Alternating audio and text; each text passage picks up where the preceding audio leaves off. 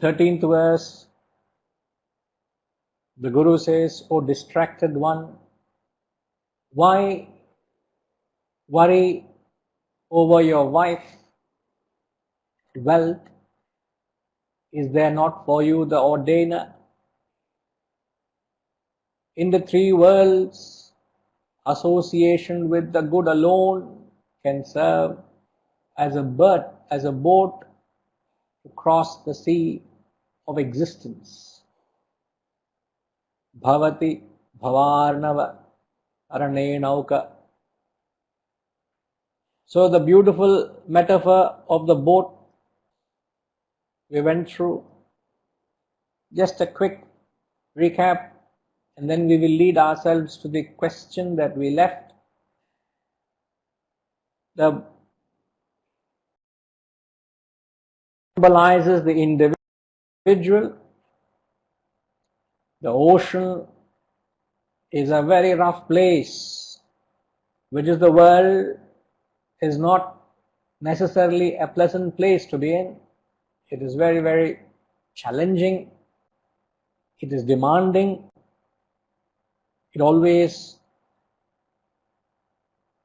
demands you to bring the best out of you, to be able to interact or face or handle the rough world, which is symbolized by the waves, which are ups and downs. The waves go through the ups and downs, the huge waves, which is the very nature of the world, which is the nature of the ocean. And to be able to deal with the rough waves, you have been given an intellect, which is the captain, who is the master, who is the one who controls, who steers the ship. And he can't steer the ship without the help of a compass. The most vital tool a mariner holds on to is a compass. And a compass is compared to the conscience. It also can be compared to the scriptures, because the theme here of the conscience and the scriptures is it only points towards the reality. So keeping the conscience, following the conscience, adhering to the conscience, you could lead yourself in the right direction. You would lead yourself in the right path. And what is the acid test that whether you are upholding your conscience, whether you're doing the right thing?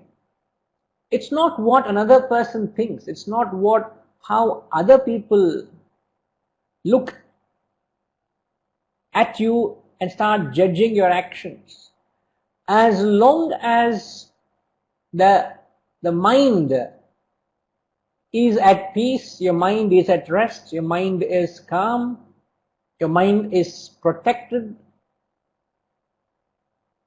from the onslaughts of the world, from the agitations it is vulnerable to. As long as the mind is peaceful, you can say you are on the right side. But the moment your mind gets agitated, what should be the thinking when your mind gets agitated?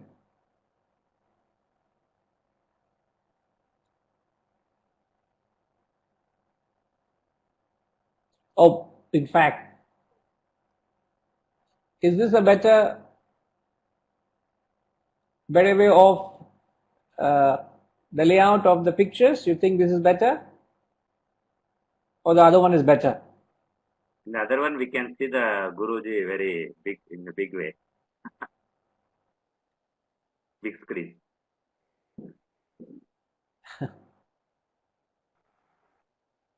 So you prefer, what is the,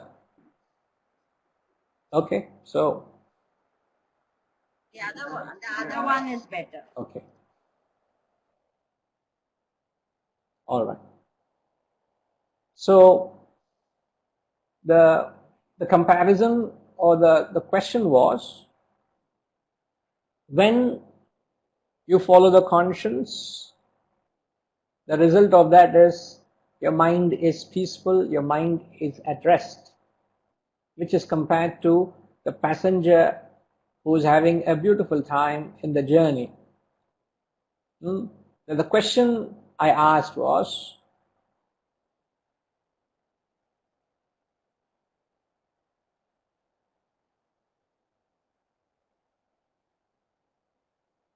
what was the question I asked?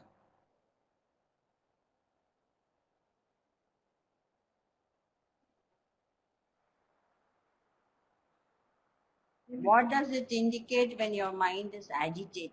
Okay. Now, if I can slightly alter the question, okay, I will come to this question. In fact, it is connected, Vasantama, that when one is agitated, what is the natural outlook a person has? I'm talking from a layman's perspective. Whenever the mind is agitated, which happens many a times during the course of one's actions in the day, but whenever the mind is agitated,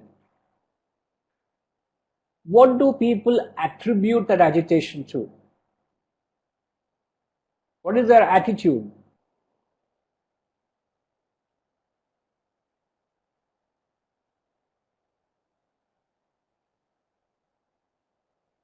They say life is miserable. Attribute Yes, Ma? to it, blame somebody. It is because of somebody Yeah. else I'm I'm agitated. going through a hell of a life is because of something external. We always start believing, we always start attributing our experience of life to something external, isn't it? And yet we all go through that experience of life. And as Rajima also says, many people question, why me? Why do I have to go through all this? That's also a fair argument people have. But when they go through the mental agitation, they start attributing it to the external world. But what we are saying here, the moment the mind is agitated, here that when the passenger in the ship is going through difficult times, it is because of the captain. The captain is not able to steer the ship in the rough seas. So we are attributing the problem is you have not learned to handle the situations what life has thrown at you, whatever be the challenge. As long as you have not made a proper assessment of situations, if you have not assessed what life is around you and taken a corrective measure, to the extent your mind is agitated, to that extent you are wrong. This should be the thumb rule of life. To the extent I am agitated, I am wrong in my actions. I am wrong in my relationship to the situations and circumstances around me.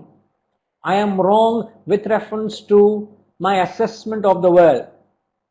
It is my primary duty to assess and find out what kind of a world I'm dealing with.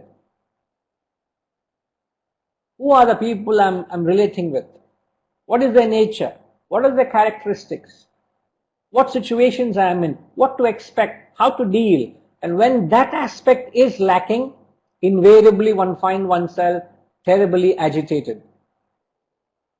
So that is compared to the passenger, which is the mind being disturbed, and then you take off from the shore of mortality to the shore of immortality. And then there is this exercise which every ship goes through in its lifespan. It needs to be kept under good repair. For example, anything, any vehicle, any instrument,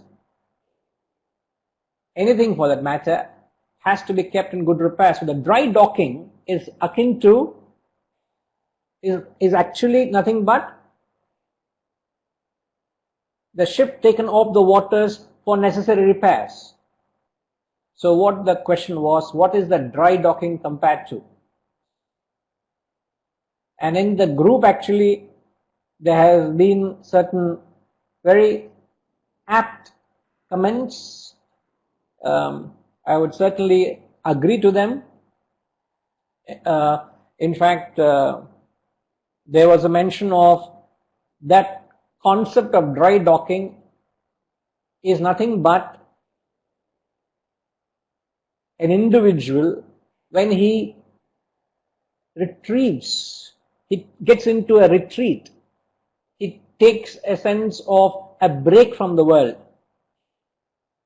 He gets away from the world.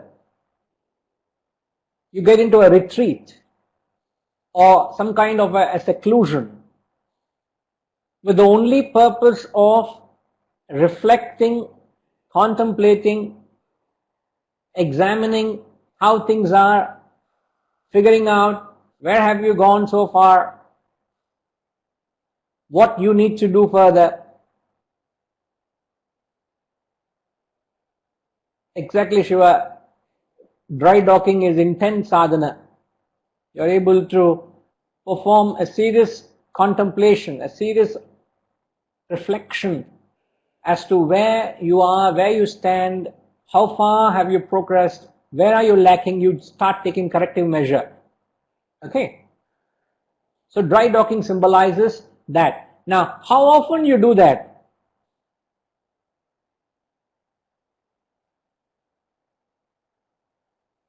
Vasantama, I remember, I see that you had posted that. If I may ask, how often should you do that? Dry docking.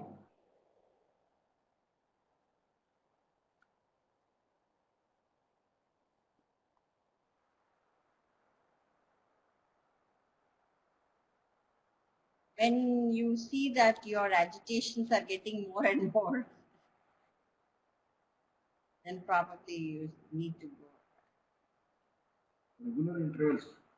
At regular intervals, and when you are really lose your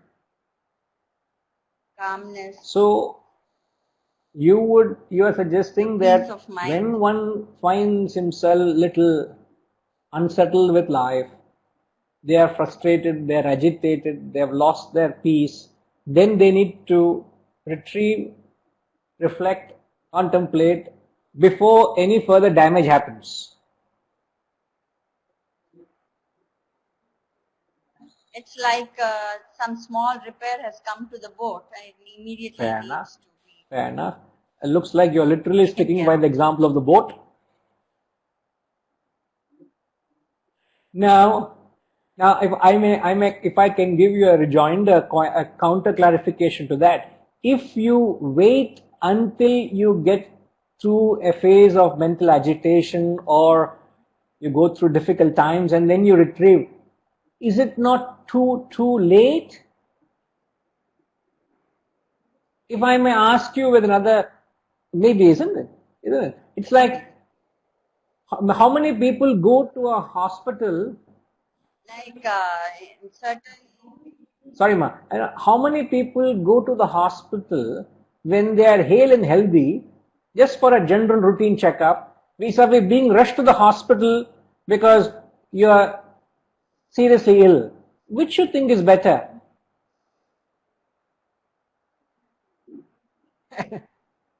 Annual checkup annual or a report. periodical You checkup. go It could for be an annual checkup. quarterly, it could be half yearly, it could be annually, whatever it is. You just walk into a clinic just to say, I just want to check how my blood pressure is, blood sugar is, how my health is. You just want to do that, isn't it? Now, would you wait until the repair comes and then you take the boat to the, imagine when the boat is deep in the sea and some repair comes, what will happen? Which Allah, nobody can do anything, nobody can save you.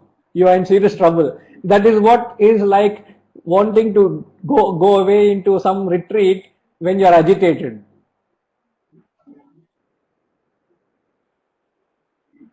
It is like they also vehicles. They when have them run so many miles, we give it for Yeah. servicing for cars, Yeah. or trains, planes, everything, any vehicle, See, I saw a maybe documentary. like that. Yeah. Go ahead, ma. And Some some people do fasting twice a month. Same way one can do periodically, irrespective of the situation.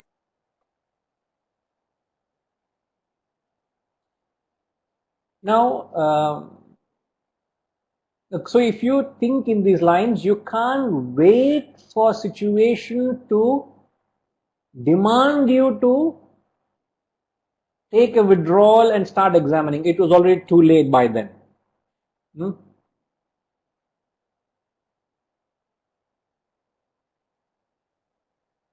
Going along with the example, Harishji is saying, in ships there is a medium refit, repair and long refit. So every now and then they do a quick check as well, isn't it? That's what you suggest, Harishji? Okay.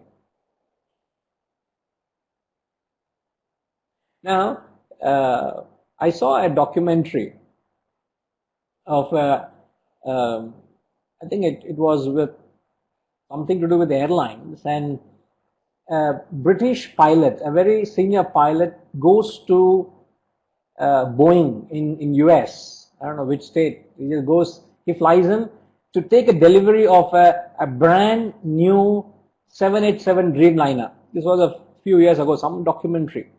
And it's a brand new Dreamliner. He's flying back into London Heathrow. And it's a 9-hour flight. He flies back along with the co-pilot and the team in the cockpit. He flies the flight, and within the next few hours, the flight is actually commissioned for commercial passenger, So it starts its service. The moment the flight lands, a team is readily waiting. They say whenever a flight lands, they have to go through certain number of points of a checklist. And one of the things is, every time a flight lands, they'll have to top up the engine oil. Now it's a brand new aircraft, which has only a lifespan of 8 hours, flying time 8 hours. Yet they go through the ritual of checking the tires, the engine, they check the engine oil, they check all the coolants and everything. Every flight, can you imagine that? So how often should you do this dry docking?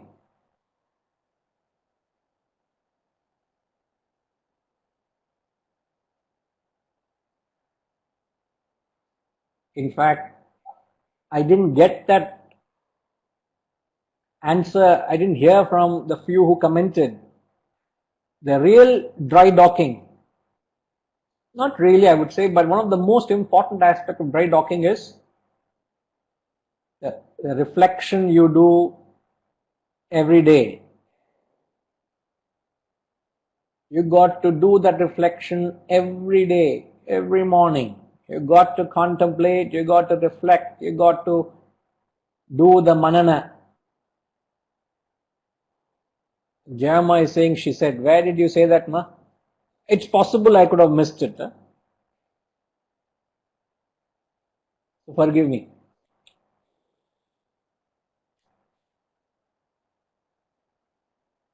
So when you do this early morning reflection, what happens is, you will not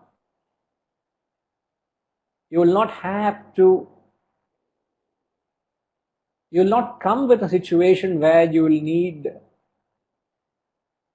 an emergency, where you find yourself broken down, you are shattered. You will need that situation. You are very well brief, you are very well kept in repair.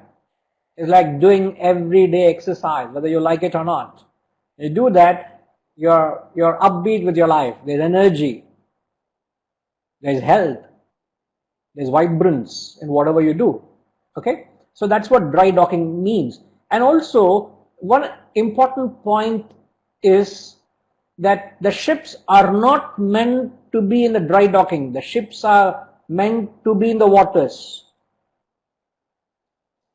Isn't it?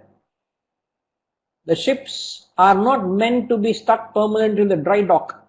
They are meant to be in the waters.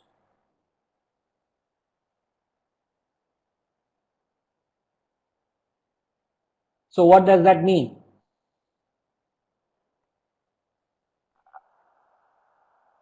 Yes, sir. Cheppandi, Sethuraman garu.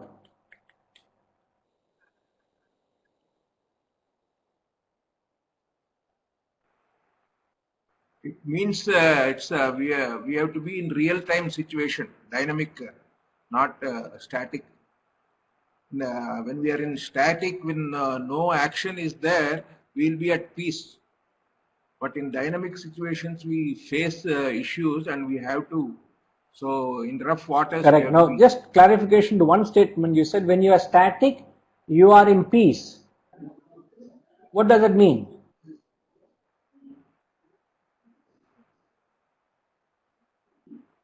We are relatively, since we are not in action. Is that the right we will be recommended cool. exercise?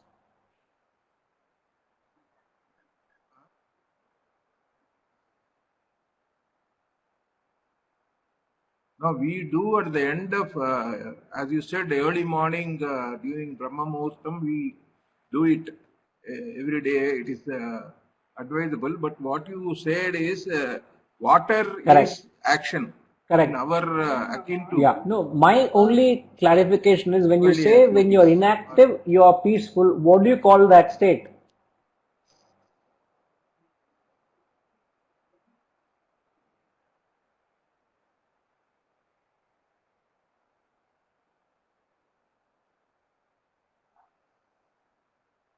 Yeah, when you are in static, when there is no motion, you are at peace.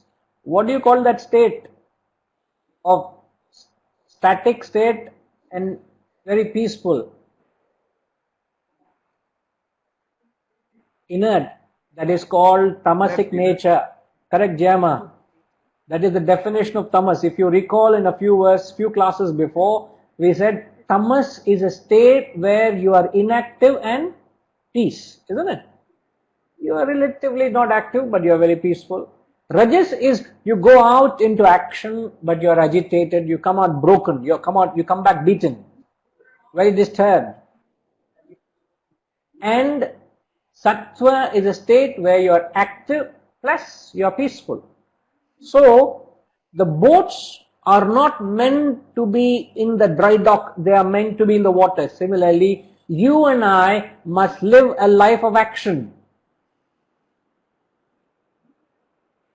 Vedanta does not advocate to live a life of inaction. That is not the principle of Vedanta. The principle of life is action. Insignia of life is action. As long as you are active, there is life. The moment you choose inaction over action, you pay the price of life. In fact, not only would you find there is no prosperity, you find yourself there is no peace and happiness as well. In fact, science journals highly recommend that if you're going through a mental, uh, what do you call this? You go through a mental disturbance or you go through moods.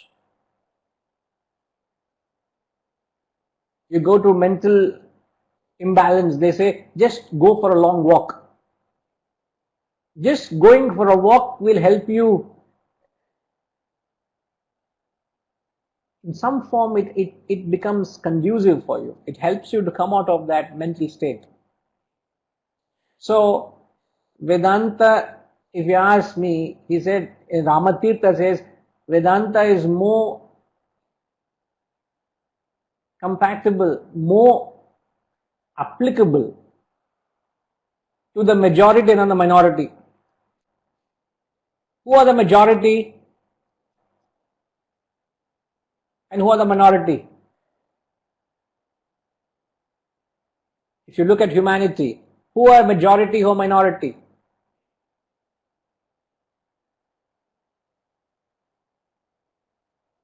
The majority of them are grihasthas, isn't it? And a small minority are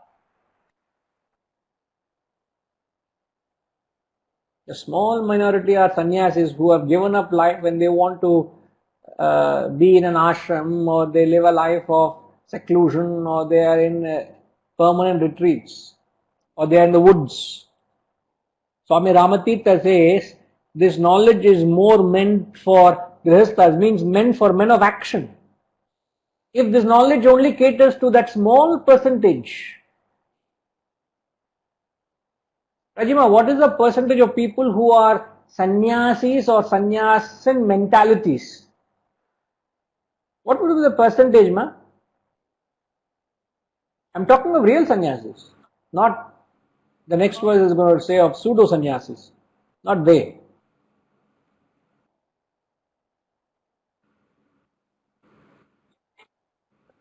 About less than 0.1%. Yeah, Rajima?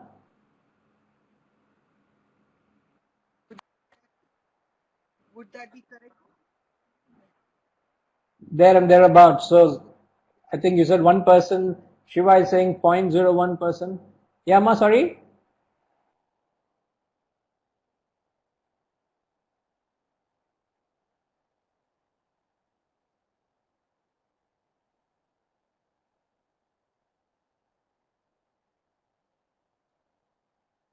If Vedanta, this grand knowledge, caters to that only that small percentage of people,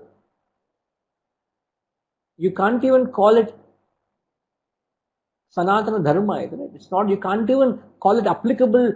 To whom are they catering then? Is this knowledge only catering to that insignificant percentage of people? Means, is this knowledge meant for sattvic people or rajasic and tamasic people? It's like asking this question, are hospitals meant for healthy people or sick people? All the healthy people, we walk into the hospital and want to get admitted. Has it got any meaning? The best of hospitals are meant for people who are unhealthy, isn't it? Spirituality is not meant for healthy minds. Spirituality is meant for unhealthy minds to become healthy. Are you able to relate to it? And yet, the healthy minds also get the best out of it.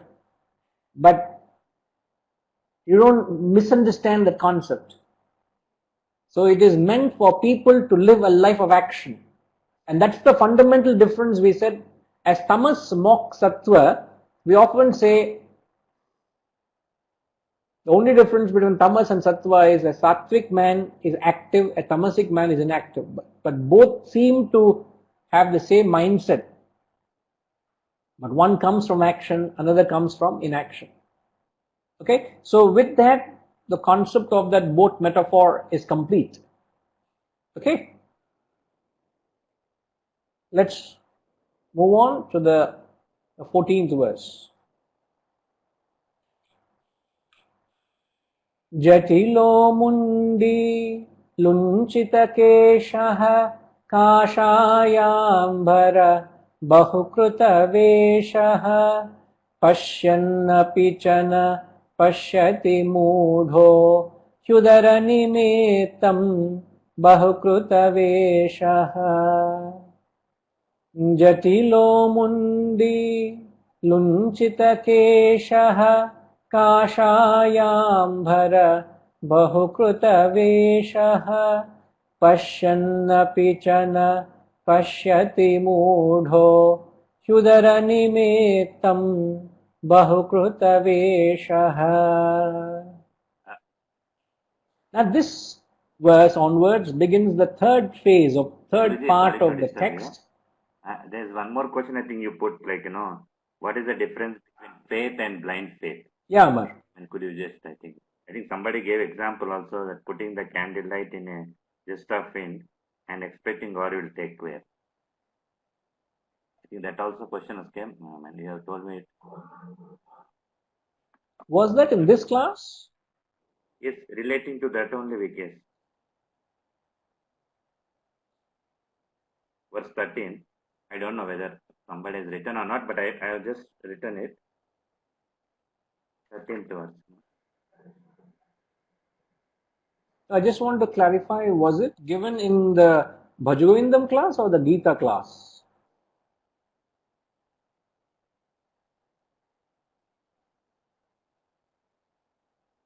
Oh, okay. This class, Bhaja Govindam. Last class. Ah, correct. Is there not for you the ordainer? Correct. So there we, thanks Amar. Yes, I think in this particular class we had posed this question: what is the difference between faith and blind faith?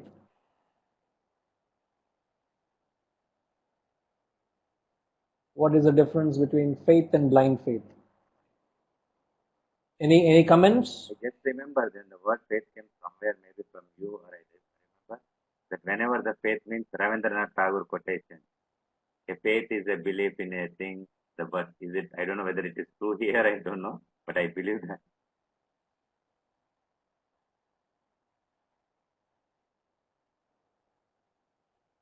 Okay. Yeah. I will actually, you could rightly say so. Faith, Rabindranath Tagore defines faith as faith is a bird that feels the light. Faith is a bird that feels the light and sings while the dawn is still dark. What a beautiful way of conveying faith. He says faith is a bird that feels the light and sings while the dawn is still dark. So there's some intuitiveness, something that tells the bird that it is going to sunrise in a few minutes. So, but it starts its activity, it starts chirping, it is already gets to its busy schedule even when the dawn is dark. So what is it that tells the bird?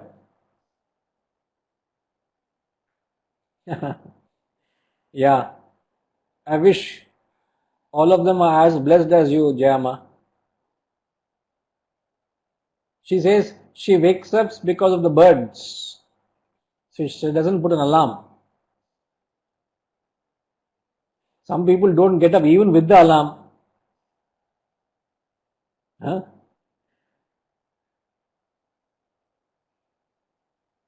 A student went up to a Swami. In fact, the husband was telling to a Swami about his wife, who was a ardent devotee of Swami. Not the husband was. He was just a well-wisher and whatever support he could. And the wife was a very ardent student. And she has been with the Swami for 30, 40 years, a long time. But he went to the Swami and said, Swami, you have got a very sincere student. For the past 30 years, she puts the alarm in the morning, 5 o'clock. Religiously, she gets up, puts off and goes back to sleep. She says, I'm still trying to get up. 30 years, every day I get up, switch off the alarm and go back to sleep. What consistency you have. Yeah. So, yes, Harishji, Rabindranath Tagore, faith is to be on the right side. So he puts it very poetically, very optimistic. That's faith. You know, when you have faith. In fact, Joe Goldsmith, an Englishman, he defines faith as faith is a belief in something unknown. Faith is a belief in something unknown until you come to know what you believe in. Faith is a belief in something unknown until you come to know what you believe in. So it's basically faith is in areas or realms of unknown.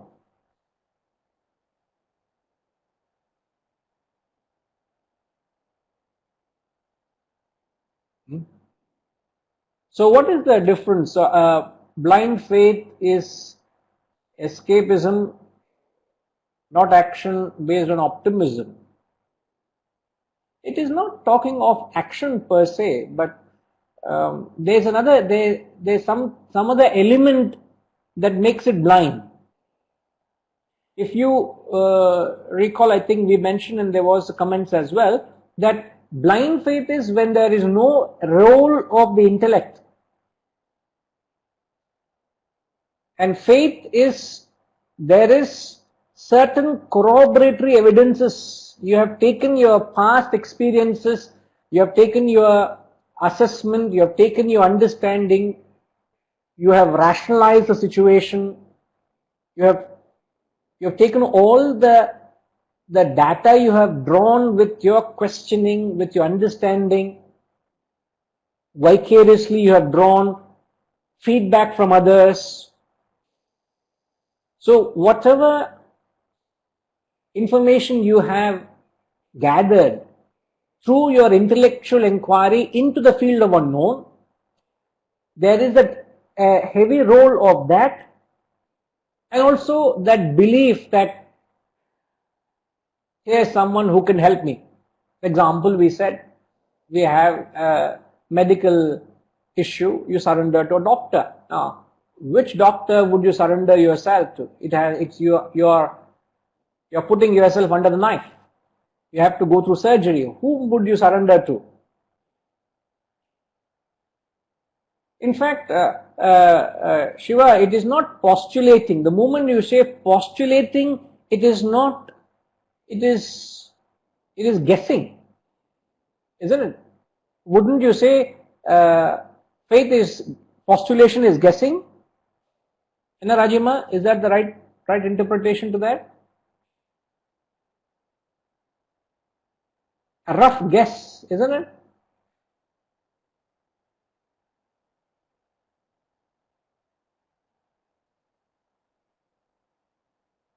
So postulating is a sort of a rough guess. But when you have faith, is no more a rough guess, Shiva.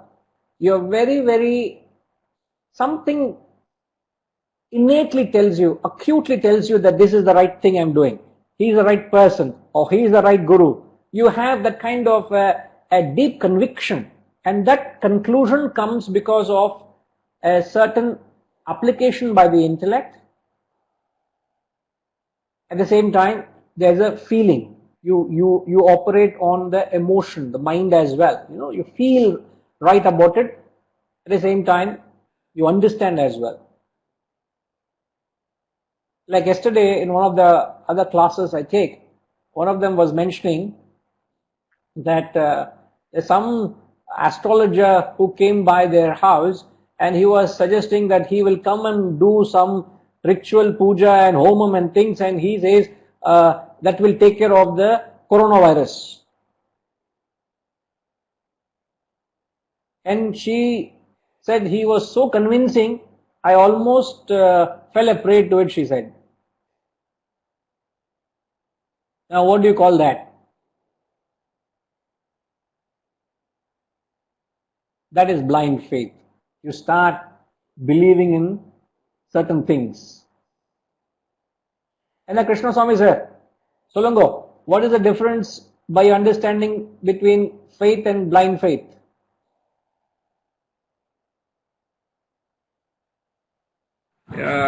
What I understand by blind faith, it is out of fear and compulsion.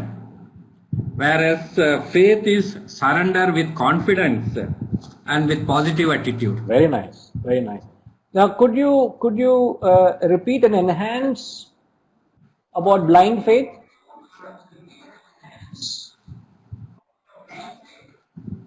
Blind faith, I think we are doing it looking at others, saying that if something negative should not happen, we do it out of some sort of a inner less confidence and fear out of our own self. Whereas faith is we are totally saying that yes, something cannot happen to us, and if you do this, it is totally going to be positive, and something good is going to happen to us. Very beautiful point. Yes. Beautiful point. Yeah.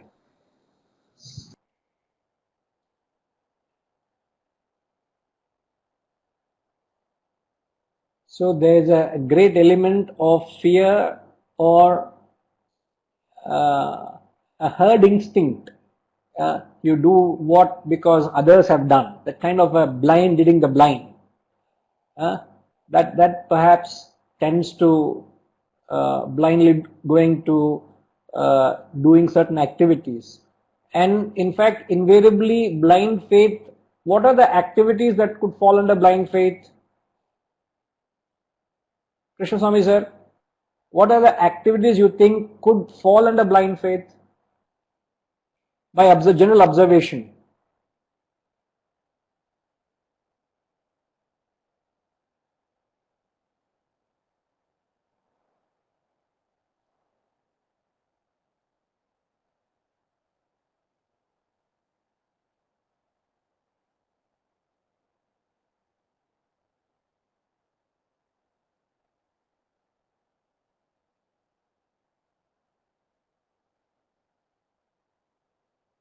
We are not able to hear anything. Have you said anything, sir?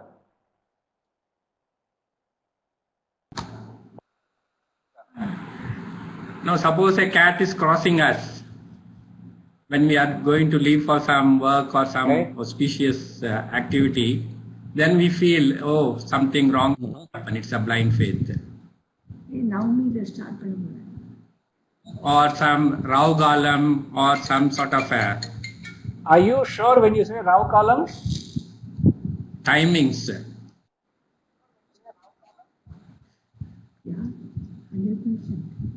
Maybe, may not be. Yeah, in fact, It's blind faith only. I'm very, very. Sir, could you mute your microphone, sir?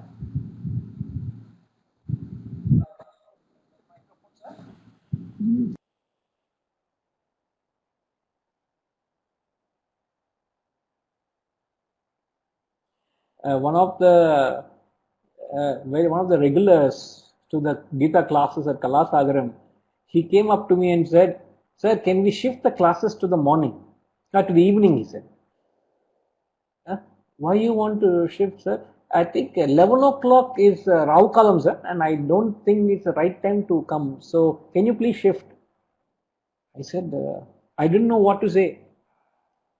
I didn't know how to answer. I didn't want to unsettle him, because he has a certain belief system.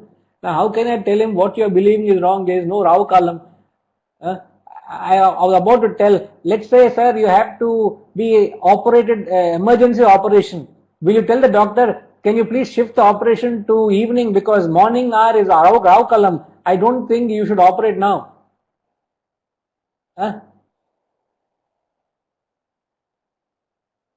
There are certain impressions which has gone so deep into our minds that we have failed to question the fundamentals of it. Now and how did we build on them? Because we have never questioned it from the very beginning. So now today, if I were to question some of your beliefs, you say it is sacrilegious. You think it is blasphemous. You become anti-me. You will revolt against my liberal questioning. So I become very sensitive when I enter those areas because I don't want to unsettle you. I don't want to hurt your sentiments. But if you go deep into your life, a lot of it is driven on blind faith, blindly doing certain things, certain practices. I see Harishji is saying ritualistic beliefs and practices, certain superstitious beliefs, Rajima says. Now, Harishji, can you explain what you mean by in blind faith we do not take responsibility?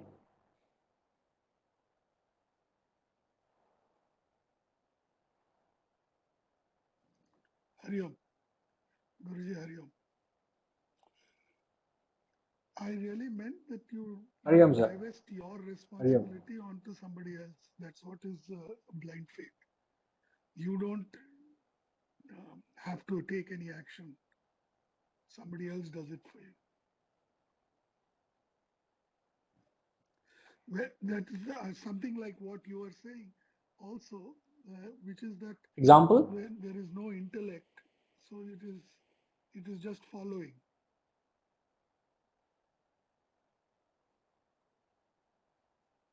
Rather than a rational approach of deciding a course of action.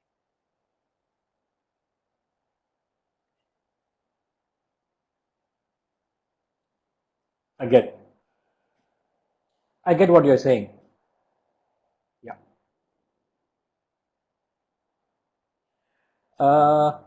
Sudhakar Garu is asking, jihad can be taken as blind faith? Absolutely. You know, Muhammad said, the greatest jihad is the conquest of thyself.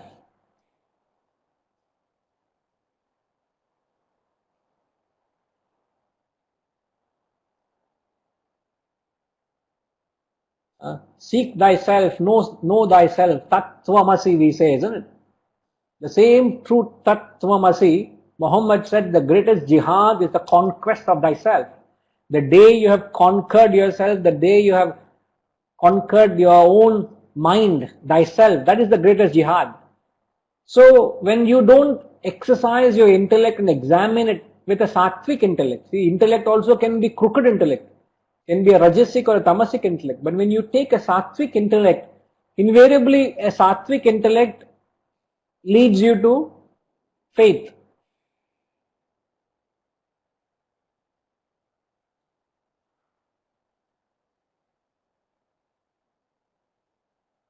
Yes, Soumyama is saying, so there are certain coincidences and people start relating that happening in their life, then they start believing certain things.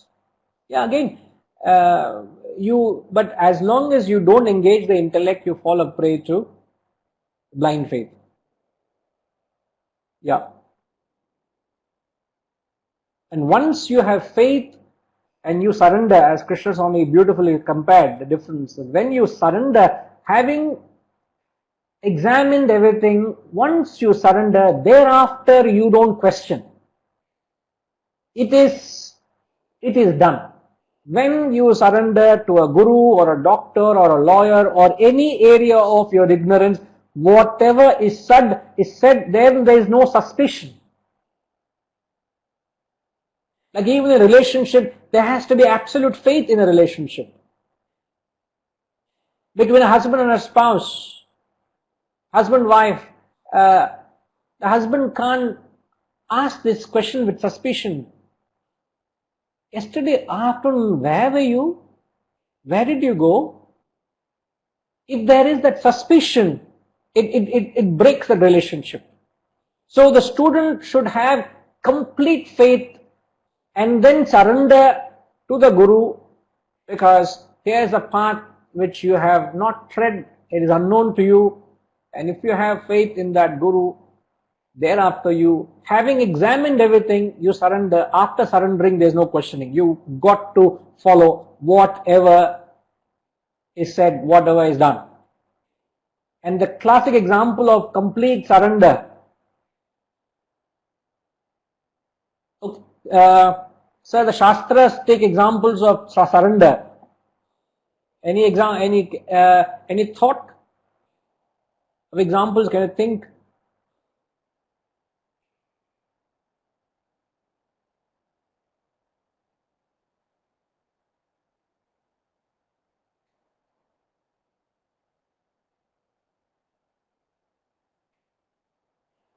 Correct. Gayatri Ma, Jayam also said correctly, the Gajendra Moksha, it is the elephant surrendered to Lord Vishnu. Setharaman Garu says, Ekalavya, yes, he completely surrendered to the Guru. A very highly misunderstood episode. I remember we clarified that in the retreat. We have very beautifully explained. When you surrender, Ekalavya had no second thought in cutting his thumb away and giving it away, which was literally giving away archery. Hanuman completely surrendered to Rama. Yes, absolutely. What is Gurukulam, sir? Krishna Swami Garu, what is Gurukulam? What are you referring to there? Yes, absolutely, Rajima. Draupadi, she completely surrendered to Lord Krishna. Outstanding. These are all extraordinary examples to which conveys. Now I can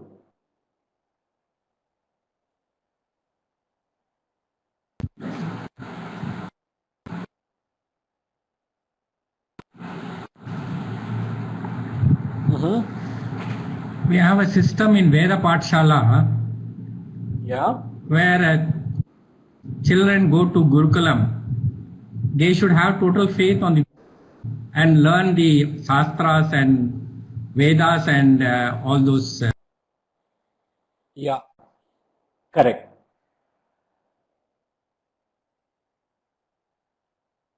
Absolutely right. Yes. Surrender of Shishya to the Guru. Yes. Narendra, who became the great Vivekananda. Very good, Rajamani Garu. Yes, absolutely right.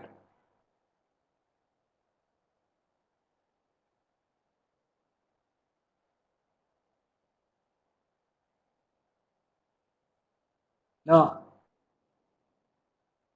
I have seen scores of seekers coming and seeking this knowledge.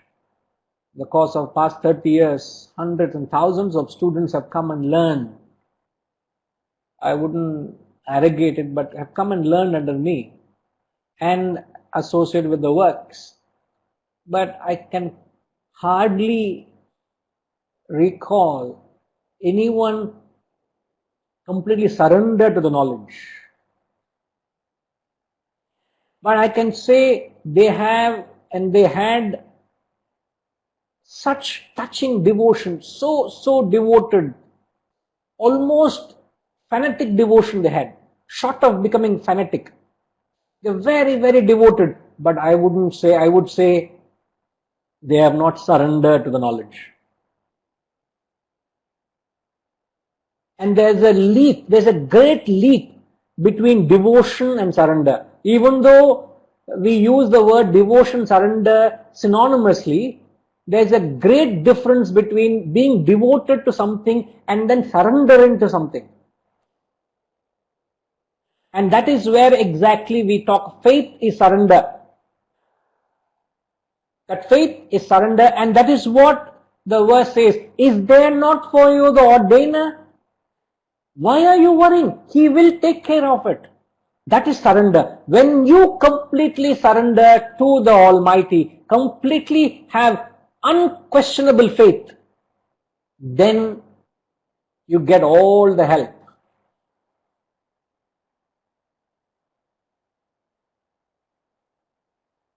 You only get help when you surrender, not when you're devoted. In fact, when you surrender, then you have given up your ego. You are at the hands of the person you have surrendered to. Then you get all the help. Till you surrender, you will not get help.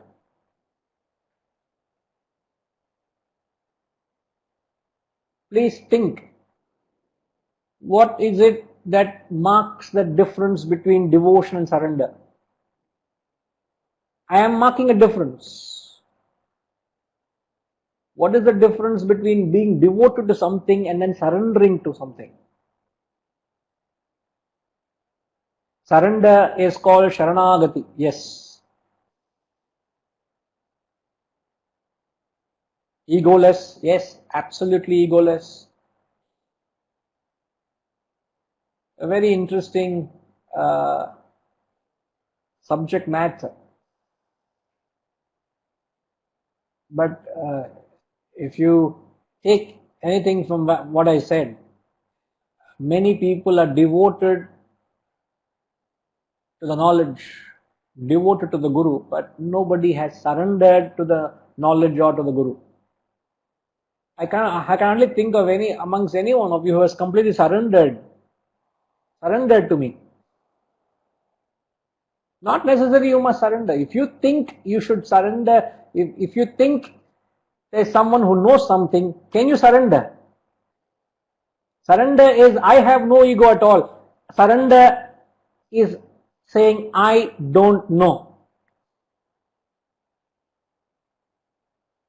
You tell me, sir, what to do. That is when complete surrender happens. But surrender can't happen in bits and pieces. Either you completely surrender or no surrender. You can't say, oh, 50% I've surrendered, 40% I've surrendered. Adu mudiyadanga. There is no percentage in surrender. Either you completely surrender or no surrender. Like you take the episode of Draupadi, when she was being derobed in the parliament, she did not surrender to Krishna. She was praying for help, but she was still holding on to that last piece of cloth over her body. She wanted to protect her modesty. She was holding on tightly. But at that some moment, something told her, Lord Krishna will help, Lord will help. And she let go. And when she let go, that is complete surrender. And when she surrendered, you know what happened. You got all the help. So surrender does not happen if you have even an element of ego. Even an element of ego, surrender doesn't happen. So surrender means no ego at all.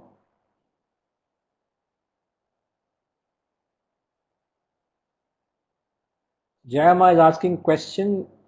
You have to enlighten us on this modus operandi. Modus operandi on what? Of what?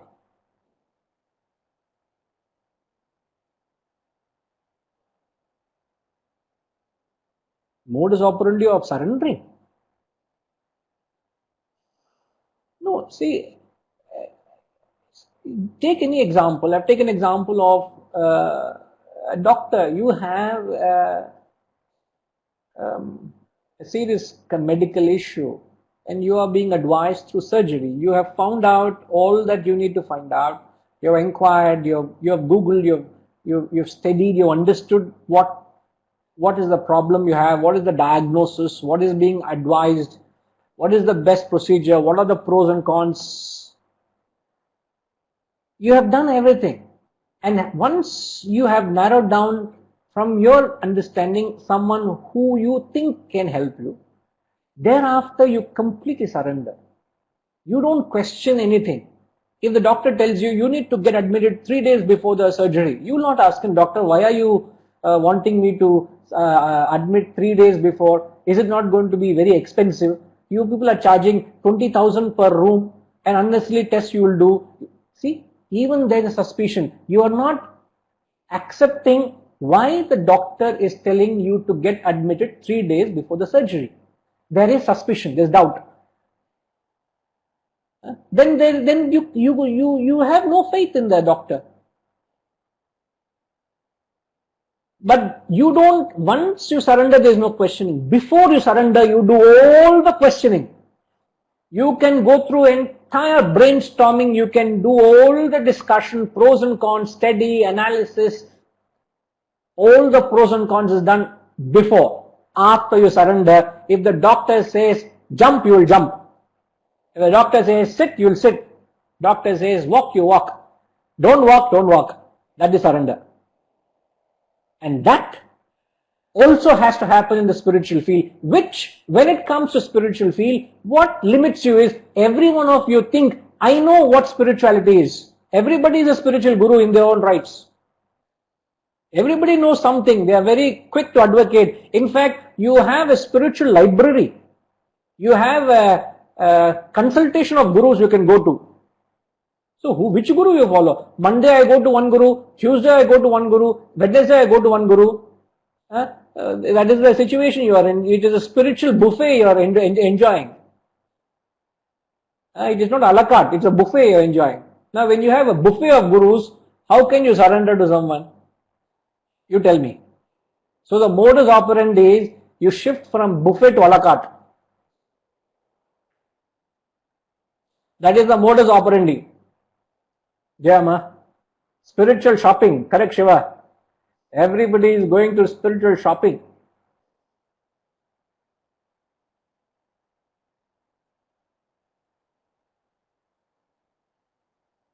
Siddharaman Garu, you said, that too in capitals you said, I am very concerned.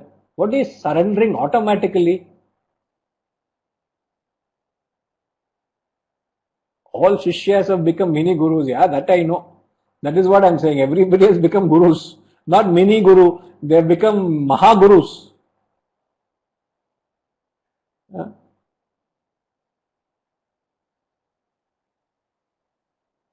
But surrender does not happen automatically, sir.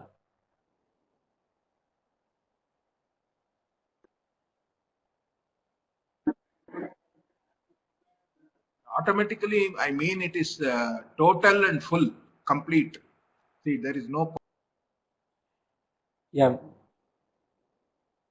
But it is not easy to surrender. Why is it not easy to surrender? I ask you, sir. You say it is natural and automatic. I get you what you're saying. But why is it very difficult to surrender?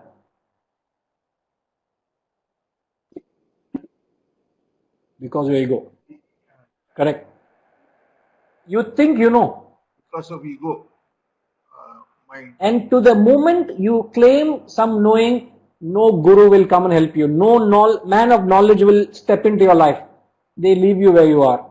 So as long as you have ego and no surrender, you will not get help. You stop. A guru will see you making a blunder, but he will not interfere.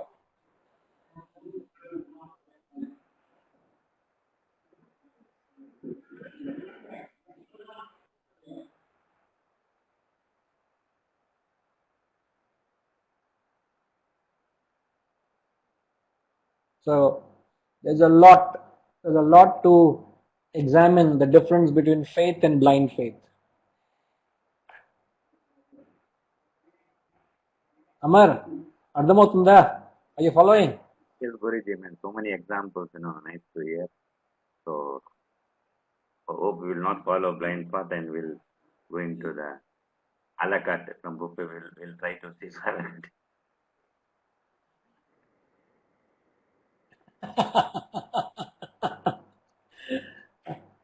No, don't. If somebody asks you, what did you learn yesterday in the class between faith and blind faith? Oh, the guru said switch from buffet to a la carte. Buffet is blind faith, a la carte is faith. Don't go about saying buffet to a la carte. Huh?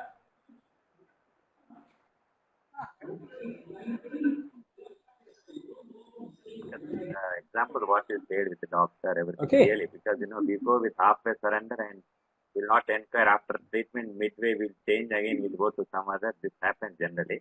So these are real examples, like whenever whatever you want to do, you take a study, then accordingly you can go. But after entering, then again we don't want to change. That's the thing.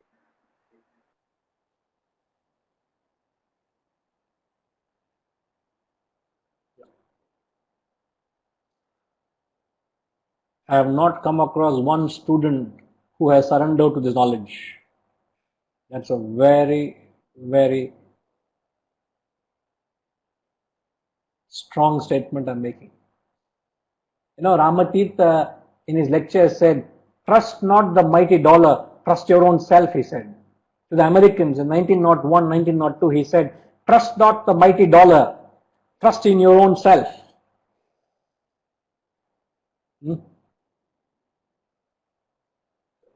It requires some guts, some strength, some belief that providence will take care of me. And you can ask Vijaya. I'm not trying to impress you all, but never in my life I felt insecure. Never.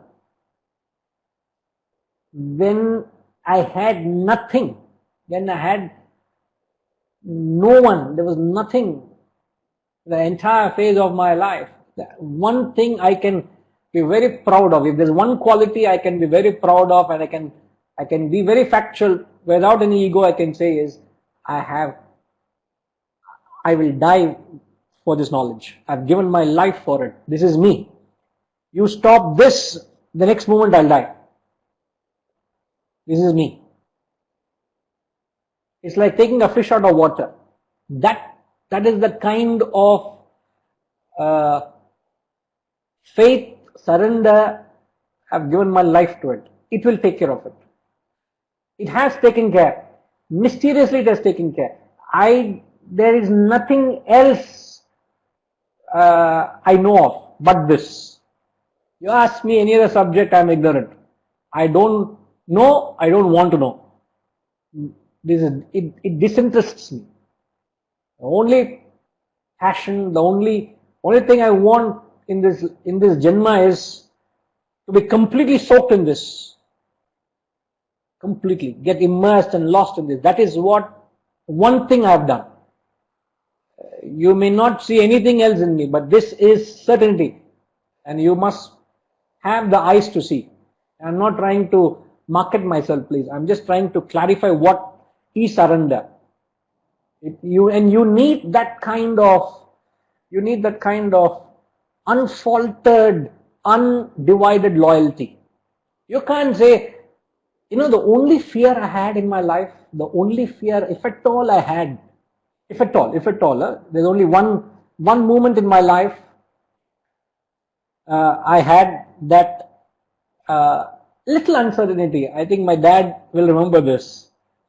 Because when I came back from the ashram in 1995-96, and my father was so sweet, he prepared the room of mine exactly like I had in the ashram.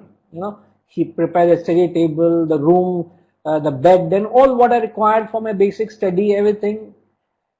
He made everything available. Even today, he's there supporting, and he's available, which I'm ever grateful and thankful to him.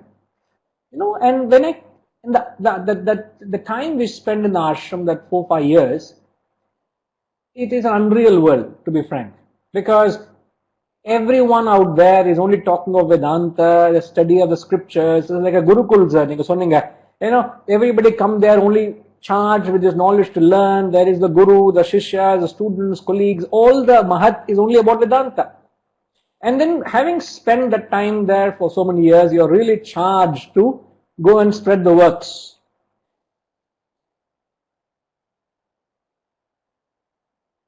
And when I come back home, lovely home, whatever I require for my sadhana, he is made available. I had no difficulty in that sense. But I found nobody is interested in your knowledge. Nobody wants to listen to you. My father is in his own world. He was working. My mother is not interested in my lecture. Even now she's not interested because she doesn't follow the subject matter. She supports. Now whom do I talk? I went to my friend's house. They are not interested. I was looking to share this knowledge with someone. Nobody is interested in this, and when you come with such energy to want to impart this knowledge, nobody is interested. And after that only it dawned me, this is the real samsara. And the only fear I had, I remember once or twice waking up from sleep, horrified that I will have to give up this path for something else because nobody wants it. That thought only once or twice it came to me in my early stages when I was in Hyderabad in 95-96. And then I met my first student. Very interesting. I tell you, fascinating how we were going to a place in fact, we were going to Sainik Puri. Somebody had called us and inquired, I'm interested in Vedanta. I don't know how he came to know of me, and then we drove. Myself and my father in a two-wheeler, we went. I was in my dhoti and father sitting behind. We were driving, we got lost. And we are asking for address. Sir, we want to go to this particular person, do you know? And then the gentlemen were actually coming out of the house to take his dog for a walk in the evening in Sainik Puri. And then instead of answering our questions, where this person is, how to find the house, he started asking us, what do you do? Then we got into a conversation and I said, I teach Vedanta. And I've actually come here to, because he was interested in trying to organize a class and things. Would you mind coming into the house? I said, somebody is inviting, why not, We both got off and we went inside. And he came and showed us a book and he said, you want to teach this book on Vedanta? I said, yes, sir. I will organize for you. Will you come? He was my first student. And you know, who was he? He is a retired Major General of the Army. He was retired Judge of the Army. Was my first student. And for many, many years, I've had that lovely family, lovely gentleman. I don't know, any of you know. I think Jayama would know. Krishnamurti Garu, I think he is there, he would know. So how, and that was my first hope. Yes, there is some hope for me in life, you know. But what I'm trying to cut the story short, there's a world of difference in being devoted, because I know you're all very devoted to this knowledge. You're very devoted, but you got to take that leap from devotion to surrender. And once you surrender, you live by it. You will die by it. Okay? I'm afraid we couldn't get into the text, but we'll come back and we will get on to verse 14 next week. Okay.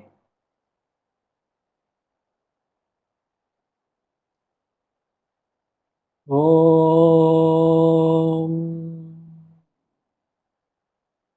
Purnamada Purnamidam Purnat Purnamudachyate Purnasya Purnamadaya Purnamevavashishyate. Om Shanti Shanti Shanti. Hari Om.